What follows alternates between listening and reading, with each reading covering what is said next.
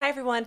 This is Dr. Tracy Jones. Thanks for tuning in to the Tremendous Leadership Podcast, Leaders on Leadership, where we pull back the curtain on leadership.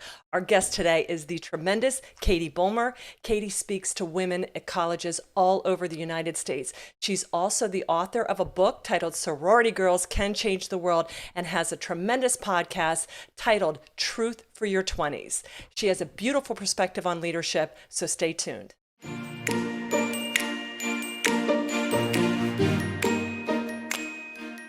You're listening to Tremendous Leadership with Dr. Tracy Jones. Hi, everyone. This is Dr. Tracy Jones. Thanks for tuning into the Tremendous Leadership Podcast, Leaders on Leadership, where we pull back the curtain on leadership and talk to other leaders about what it takes to pay the price of leadership. And today I am tremendously excited to welcome my guest on the show. This is Katie Bulmer. And Katie is an author and speaker to college women nationwide. And she is the host of the Truth for Your 20s podcast. Wish I could have had that a couple decades ago.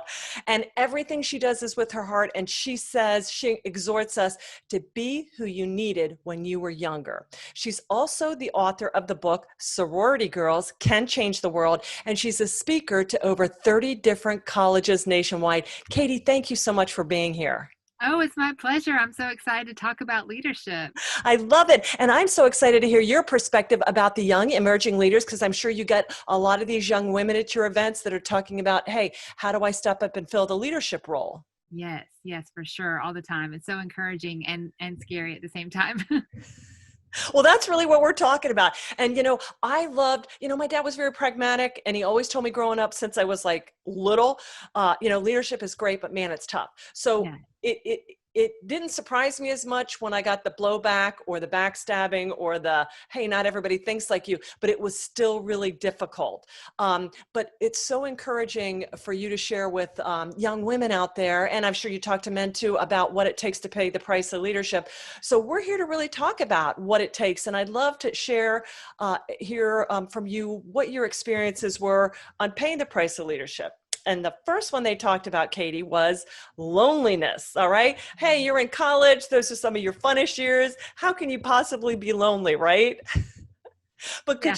could you share with us what kind of the price of leadership as far as loneliness means for you in your leadership journey, and what you would recommend to some of our emerging leaders if they are in a season of loneliness right now to deal with that?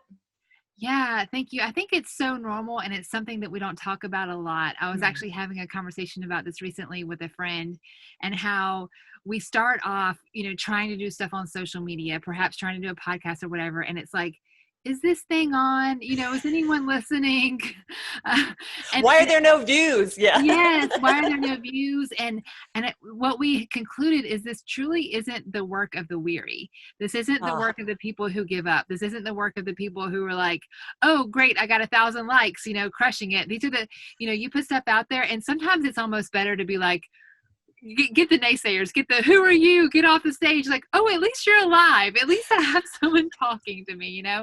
And I have so many times shown up, especially on social media, and you get the crickets in return. Mhm. And you had this post and you edited it and you got a friend to look over it and you got the picture just right, and then it's like, what's happening, is the algorithm working, what's going on? So that has definitely been my experience of just feeling alone. And specifically, I speak to sorority women, and I think this is such an interesting dynamic because I just turned 40 and my target market is in their 20s. Mhm. And I feel like, who even can understand my perspective as someone who, I have a heart and a passion, and I've never been more sure I'm what I'm doing when I'm speaking to these younger women, but who my age knows that and is doing that and can relate to that and understands what it means to do an IGTV, what it means to have a podcast. And so the group of the people I have alongside of me to encourage me in this niche space is very, very limited. And it's mostly people I know on the online space, but I'm so thankful for those people. And I cling to them with all, I'm like, let's talk every day. Uh-huh. I love that. And I think a lot of times when you're younger, you crave that, we're all kind of recovered people pleasers, and then we get more comfortable. But when you're younger, it's so important to be liked or validated, and you want to speak out and make your mark. But then if you don't get applause, that's tough when you're younger. For sure. Yeah. Excellent. Well, then you talked about, I think you said it's not work for the weary. And I love that, because the next price is going to be weariness. And how do you encourage people? Like you said, I love that you talked about, hey, when you're just putting your voice out there, I know when I published my first book, I had like a panic attack, because I'm like, what if nobody likes it? And then, like you said, I'm like, what if nobody even reads it, kind of thing. And it's still so scary. But what do you encourage for people as far as staying the course, paying the price as far as weariness? Yeah, that's good. I think that's something that really kind of changed my life on this, because I would have told you probably even 5 years ago, there's other people doing what I'm doing. There's other people doing it well. Like, my voice isn't as valuable. I'm just going to stay quiet. Like, there's no point in adding to the noise, so to speak. And what I realize now is my voice is valuable because I come at it at a different perspective. Like, for example, this is the funniest thing. We have this conversation all the time at my house, but my husband will listen to a podcast, perhaps like this, but it's done by a man. And it speaks to him, and he's like so encouraged, and he'll tell me, oh my gosh, on this podcast, I heard this. I'm like, oh, great. In one ear, out the other.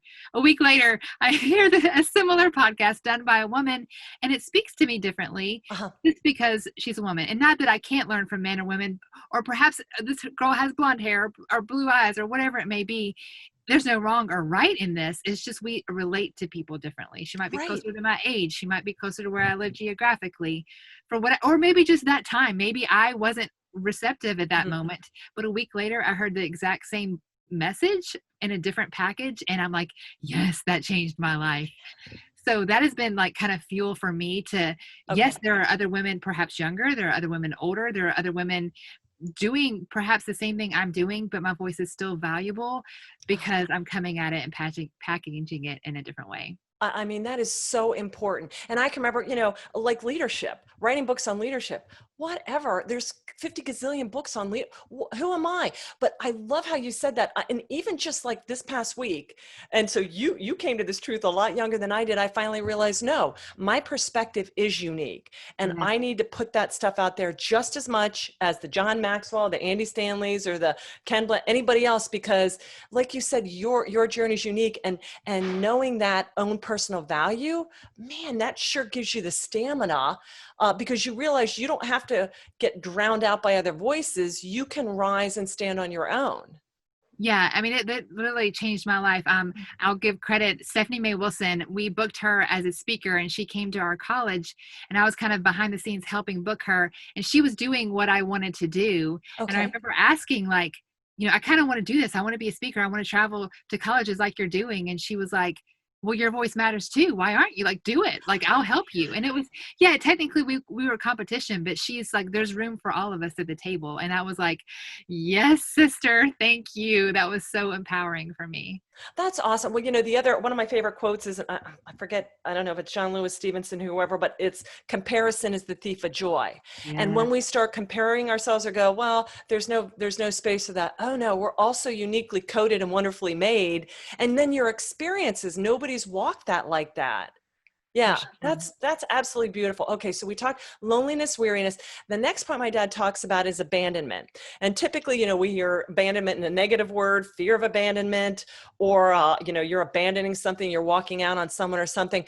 But I think in this case, he was referring to stopping what we like and want to think about in favor of what we need and ought to think about. So how do you, as you're emerging as a leader and it's so noisy out there, how do you dial in your focus and your clarity? Whew, well, something I'm not expert at for sure. And this is something I'm like really good at it and then really bad at it. Mhm. But for me recently, and actually I feel like I've become more dialed back recently because especially right now, we're in June of 2020. If anyone is listening to this later, pandemic, racism fuels, burning down buildings. Like there's a hot mess out there. And I feel like I can't say anything right, that there's a lot of noise. And so for me recently, it is getting quiet. And we were just talking about how I'm talking to you right now in my closet, which has become my favorite room in the house. I have a little shelf halfway about waist height where I set my computer to do work. And then underneath the shelf, I set on the floor and I have my prayers all over the wall. It's become my little war room. And when the world feels so loud and I'm almost like suffocating, I just get quiet. And I feel like that is when I can hear clearly, I can see more clearly. And some days, of course, are going to be more fuzzy than others, but that has been my saving grace here lately. That's absolutely beautiful. And I love how we need to abandon the bad stuff. You know what I'm saying? No, I think sometimes we look at, well, I want to abandon the good so I can focus on the great, but there's a lot of trash and nonsense out there. And I have so many dear friends, even believers contact me and they're so down. And I'm like, please stop engaging in this verbal vomit. Yeah. Stop. If you're going to abandon something because you can't have that peace and abandon that hostility and that evil unless you separate yourself from it. Yeah, you have to. And I tell young people that all the time, like you choose what you pour into your brain. Right. Right. Well, Totally. I appreciate that because I think sometimes, one of the great books I read was called The Contrarian's Guide to Leadership. And Steve Sample was like, look, you don't have to comment on everything. You don't have to attend every argument you're invited to. And even as a college president, he didn't feel the need to, well, make a statement. And I love that you said that. Sometimes people are like, where do you stand on this? Well, that's my personal convictions and I'll do what I can do. But if you really want to know, then you would know me. If not, you just want to pick a fight and catch me on something. And I'm not going to go there. So I'm really glad you touched on that because I think some of us are feeling a little muzzled right now, Yeah. but there's so much we can truly do in the spheres of where it really matters. And that's all that counts anyways. Yes, I love that. No, that's so true. And I feel like just because you have a platform, does that mean you're automatically an expert on every controversial issue there is under the sun? Like, listen, this is my lane. I study, I love, I am passionate about this lane. I have an opinion, but yes, I'm not going to pick a fight on everything else like that. Oh, Lord. Right. No, I don't have enough boxing gloves for all that. Well, I know, and it's so draining, and then it pulls you off into these no value added things and actually draining things, and sometimes that's the weariness too. You talked about how just knowing your passion fuels you. When you get away from that fuel source, that's when you start slowing down or drifting off or even stopping. Yeah, yeah, for sure. I have to have that quiet. That's like, start your life from quiet is a quote I heard a long time ago. And sometimes just getting away from the noise, it feels so suffocating and so loud. And I think that's every day. And there's so Oh, many voices screaming at us. This is fairly new problem. Our grandparents certainly didn't have all of this, and even our parents. And now it's like everyone's opinion all the time, every day. Like, well, just set it down, unplug right. it, and get quiet. Like that Go in is the your closet. I love yeah. it. I love it. And do you have set times where you Sabbath or do you start your days with this? Are you kind of an early riser? I like hearing the leaders' schedules about where they really find that calming space where they get peace and hence clarity before they can go out and take action. Pre-COVID, I was a 5:30 a.m. kind of girl. Okay. We Wow. don't have as much schedules as now. We don't have to get the kids to school and things like that. So I usually wake up at 7. That's significantly later, I feel like. But I get up about 7 and kind of do my quiet time. What I am, and again, I'm not like super disciplined about this, but I try and take a Sabbath from social media once a week because it's just good to take a Mm-hmm. little break. And, there's only so much you can add to the noise. There's only so much you can absorb from all of the noise. And I think that social media is a tool, and I'm the first to say it is a good thing. And that's how I found you. And it's, it is definitely a tool for good. But like with any technology, a brick is used for good, and it can also be used to bust a window. Wow. Social media is good, and it can also be not good. So Mhm. I try and take a break. It's usually a Saturday or Sunday where I'm just like, I don't need to know right now. So that's kind of how I kind of unplug. Right. And is that primarily how you engage with the young ladies that you're building relationships with? Is that primarily through the social media platform or your podcast? Yeah, Okay. both. So, Instagram. We love the Instagram for my young friends. And I've recently got on TikTok. I don't know if you Oh, know good about for that. you. And it's funny. It's interesting. It's such an interesting platform, but it has become such a tool. I mean, 1 minute or less videos to get your message across. And I have recently become more intentional about talking about dating and healthy habits and the way God's designed for sex and some controversial things that have landed well. because somebody's got to talk about it. And, this is a mission field that the young people are on. And yeah, it's been really fun to kind of be, there's so many different forms of social media. I don't think you have to be on all of them. You just have to be where your audience is. That's really, really well said. And I love that. Yeah, we had a young lady we interviewed earlier this week, and she's gone viral on TikTok, and it was just so cool to hear what she puts out and what she does for that, and how she uses it to build her fan base and just encourage people. It seems like everybody's using it to just for the betterment of all. Yes. I think that, again, it's a tool. It can be used for good or for bad, just depending on whose hands it's in. Absolutely. Okay, so Katie, we talked about abandonment, and the last point my dad talked about, the price you have to pay for leadership, is vision, because you have to be setting the course of where you, if you're a solopreneur or your organization needs to go. How do you craft your vision, or what does vision mean to you? So vision, I have a couple ways. One is I have a journal right here, and I write down a few things every morning as if they've already happened. For example, I am a $50,000 a year speaker. I am not currently, but by golly, writing that down helps me kind of get there. So I write down some tools and some dreams that I want to accomplish. I also have an Excel spreadsheet that I look at periodically, and I just call it big dreams and things I want to have accomplished. And it's fun because I'll look back every now and then. I'm like, done. And then I have a few more ideas. And so just kind of putting those together. But just keeping the vision in my forefront, one of the most powerful things that I have done, because the biggest naysayer I have in my life is myself. And the mean girl in my brain, who do you think you are? You're not good enough. You're not strong enough, blah, blah, blah, blah. And she is not a nice person. I don't like her. But the other side in that same brain has learned recently, and I've probably only done this about 10 times, I would say, and I just started this year, but started writing letters to myself as my own biggest fan. So like, Katie, I'm so proud of you. You figured out MailChimp. It was the hardest thing you've ever done, and you wanted to become crazy over it. But by golly, you figured it out, and now you are a MailChimp ninja. I'm so proud of you. Little things like that, encouraging myself. Like when I started the podcast, you were scared to death. You didn't know what the heck you were doing.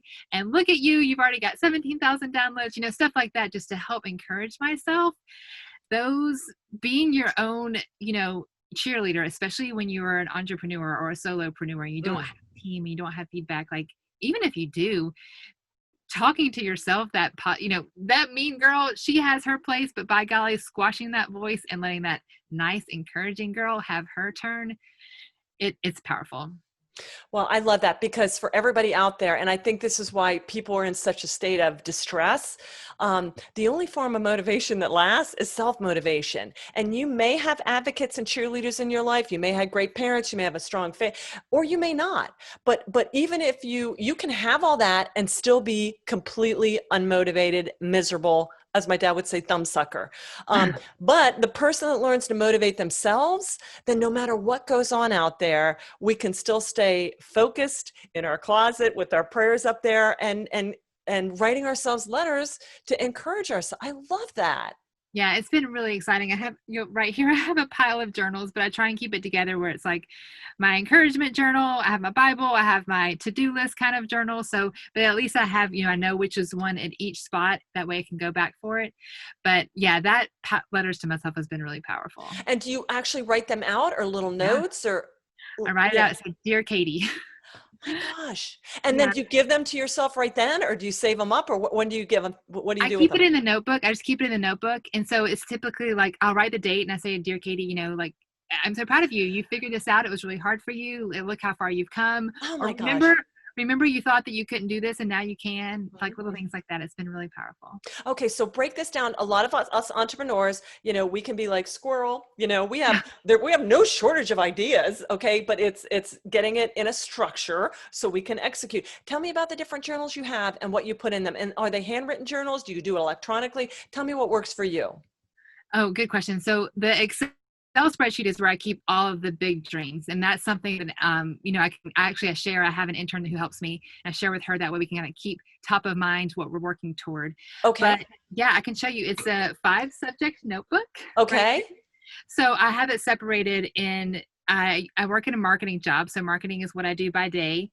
And so I have little notes in there to keep that together. And then I have my podcast, I have my sorority girls big dreams, and then I have my best self, which is usually where the letters to myself are, or meditations or just things like that, like becoming your best self. So yeah, I have it into 5 different sections, and that way I know where everything is, and it's all in one big 5 subject notebook, and it helps keep me sane. I love that. And then what goes in the Excel spreadsheet? Is that for you to kind of grow the business? Yeah, that's more vision business. I call it just my big dream. So I put videos I want to do. I have, like, I want to do an online course. The podcast was on there and I did that. I wanted to republish my book, which I did right before COVID, which wasn't great timing because the promotion kind of got squashed. Uh-huh. But little things like that, big dreams that aren't going to be, a one day kind of project, but put them on there. That way I have them top of mind, and then I can check them off when they're done, which is such a breath of fresh air when they're done. Absolutely. Well, there's a reason the timing of that got moved back. As well as I do. That's one of the greatest lessons to really encourage other leaders is if it didn't happen when you thought it was, there's a reason for it, and you'll see it, and then you'll be like, oh, I can't even believe this. You know what I'm saying? So, and I think the older you get, the more you just get comfortable with that, you know what, it'll free up kind of thing. Yeah. I didn't stress too much about it. It's, so thankful this whole crazy quarantine thing, because I was like, okay, I'm an Enneagram 3. I don't know if you know much about that, but I do. Yeah. I'm the achiever. Let's get stuff done. So I'm like, we're going to take this time and I'm going to redo my website. And I did, and it looks so much better. And again, it was one of those things I'm like, oh, it was so hard, but by golly, I got through it and I did it. Yes. So I get through all these things, but now I'm kind of in this spot like, now what? Now what? Well, I love that. Well, hopefully we'll get this out to our tremendous fans. And I would love, I got to get your book, and I can't wait to hear more about how you're going to grow this and do this. So, Kate, anything else you want to share with our leaders listening? Any other lessons that you would like to impart with them with your wisdom of your particular walk? Oh, you're sweet. I would say you see what you're looking for. So I am really, really passionate about our next generation. I call them of world changers. Yes, a lot of people will say, oh, the next generation, or they're going to hell and they're all a hot mess. You're going to see what you're looking for. And I see a lot of incredible young people who are really, truly eager and ready and excited to be the change. And when I give them messages like this, I get emails like, oh my gosh, tell me what resources, tell me how I can buy fair trade, tell me how I can support with my dollars in my leadership position within my sorority to make a difference in my community. And so I'm seeing that, and I'm seeing these women who are setting higher standards in dating, which is a huge deal because we see a lot of junk when it comes out there to unhealthy relationships. Right. So yes, of course you're going to see junk. And yes, of course, I'm here to say that there's amazing young men and women out there that are wanting to be the change, to set a higher standard, and to be encouraged that there is light for our next generation. And I'm hopefully cheering them on. I just see some incredible things, and I'm really hopeful for what they're going to be when they get to be grown-ups in this real world. Oh, I love that. And there's like a generation between you and me. And whenever people poo-poo the younger ones, I'm like, hey, I'm kind of a very tail end boomer, Gen Wire, right in the split. But I said, we have a lot of slackers in our generation. I mean, come on, people, it's not some kind of evolutionary thing. There's people that will always be doing more than their fair share and ones that won't. So the ones that aren't going to be listening to our podcast or reading our books or doing what you tell them to do. That's okay. We got other fish to fry. We got other minds to encourage and lift up. Yeah. And they're the ones that are going to be the change. So they are. They're the ones that we're like, come on, sister, we got this. And we're going to link arms with them and show them the way. And I used to think it was competition, and that was my young, dumb brain, young, inexperienced brain, I should say. And now I'm like, there is room for all of us. I'm so passionate about that because I have young women message me, I want to be a speaker, I want to be an author. Well, come here, let's talk. I'll tell you all the things you need to know. Like, your voice matters too. And so I'm just cheering them on to do it, to not be afraid. Yeah. Well, I heard this one speaker, and I think it was last year, and her whole thing was not Wonder Woman, it was Wonder Women. And so we are a collective. It's not just one, she's the archetype, but you become a Wonder Woman because of all the Wonder Women that you attract and pour into you, and men, Wonder Men. And Katie, where did you what encouraged this kind of outlook on life, this positivity? Was it your parents? Was it your faith? Did a female figure come into your life at an early, or male figure? How did you get hooked on this? Oh, so many little things. My husband is very well read. He's like the quiet world changer behind all of this. So I'm the one, on stages and airplanes and writing and stuff, and he's the one who is encouraging me so steadily. He's well read. He prays for our family. He's just a rock of our family. So he's been very encouragement throughout everything that I've done. But yeah, for sure. I mean, my faith before all of this started, it's crazy, but I was having a breakdown in our walk-in closet. Different house that we live in now. But it was a long story how I got to this breakdown, but literally like a toddler tantrum at God. Like, can't you see how hard I'm working? Are you even alive up there? Like, what is happening? What's going? And if ever I've heard the voice of God, he's like, when did I ever even ask you to do all of this busy work that you're doing? Share your story with sorority women. That is what I've uniquely equipped you to do. And I've never been more sure since or before then that I've heard the voice of God. And so I didn't know what that looked like. Of course, I had no step. I had no plan, no clue what it would look like, but it was just one scared step in front of the other. And that's the other thing. I don't think fear goes away. I think you just keep walking, and Right. then you just keep walking forward. And all of a sudden you are more and more confident that, oh, this is what God had in mind. And you're more and more confident that that's where you're supposed to be. Well, thank you for sharing that transparency, because I think for a lot of our emerging leaders out there, it gets really tumultuous and dark right when the breakthrough happens. Yeah. And that's a combination of God pruning you, letting you think that you can do it through your own tenacity and strength. And you can. But trust me, if anybody could have done it, it would have been us. But he lets us with grace just go along our happy way, like we're going to change the world ourselves. And then the whole timing is everything's lining up. And I think also you got clarity, because otherwise you could have been spread so thin, nothing would have landed on the mark, or you would have burned yourself out, kind of thing. Yeah, for sure. Yeah. Yeah.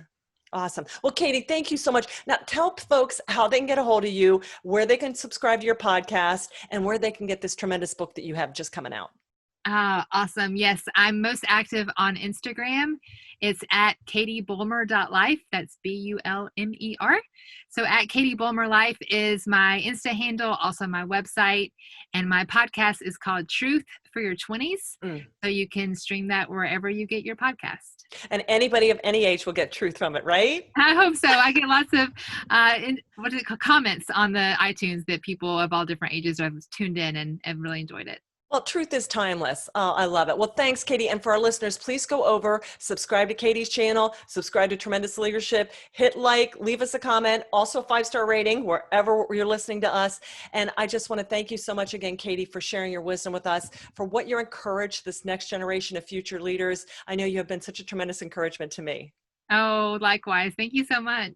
You're welcome, Katie. And to our tremendous listeners, thanks so much. Have a tremendous day.